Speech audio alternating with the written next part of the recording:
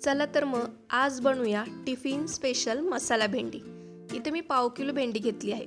भेंडी स्वच्छ धुवून घ्यायची आणि नंतर एका कोरड्या कपड्याने पुसून घ्यायची। जर तुमची भेंडी सुद्धा एवढी मोठी असेल तर त्याला 2 ते 3 भागामध्ये कापून घ्यायचं। छोटीशी भेंडी असेल तर त्याला कापायची गरज नाही। भेंडीचे असे तुकडे केले की वरतून एक चीर मारायची। त्यामुळे काय होतं की मसाला आतपर्यंत जातो आणि भेंडीची भाजी एकदम टेस्टी होते। आता अशाच पद्धतीने मी सगळी भेंडी कापून घेतली आहे।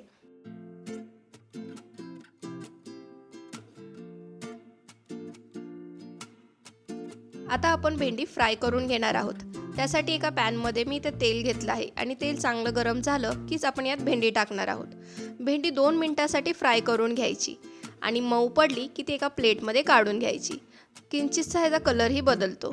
हे बघा, अशा पद्धतीने अशी मसाला भेंडी केली की ती सगळ्यांनाच आवडते आणि 2 चपात्या जास्त जातात। त्यामुळे अशा पद्धतीची मसाला भेंडी एकदा तरी नक्की ट्राय करा। हे बघा, जराशी मऊ पडायला लागली आहे। आता आपण ह्याला एका प्लेटमध्ये काढून घेणार आहोत आणि त्यानंतर कढईतलं तेल सुद्धा आपण कमी करणार आहोत। जेवढं तेलाची गरज आहे तेवढंच कढईत तेल ठेवायचं। तेल आपलं आधीच गरम आहे त्यामुळे मोहरी सुद्धा पटकन तडतडली। आता यात आपण जिरं आणि कढीपत्त्याची फोडणी घालूया।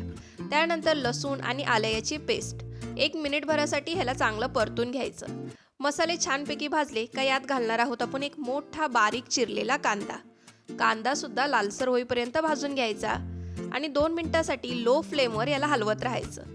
थोडासा कांदा लालसर दिसायला लागला का यात घालणार आहोत आपण बाकीचे मसाले।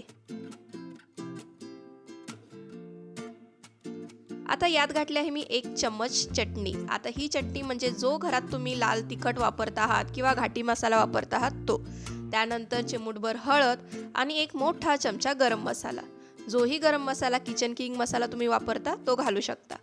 1 बारीक चिरलेला टोमॅटो आणि त्यानंतर आपण फ्राय करून घेतलेली भेंडी। भेंडी थोडीशी हलवून झाली का त्यात घालायचं चिमूटभर मीठ आणि नंतर 1 मोठा चम्मच शेंगदाण्याचं कूट। आता ह्याला 2-3 मिनिटांसाठी असंच झाकून ठेवायचं, म्हणजे वाफेवर ही भाजी खूप छान होते। यात कोणत्याही पद्धतीचं पाणी घालायची गरज नाही। तयार आहे आपली मसाला भेंडी। अशी भेंडी एकदा तरी नक्की ट्राय करा।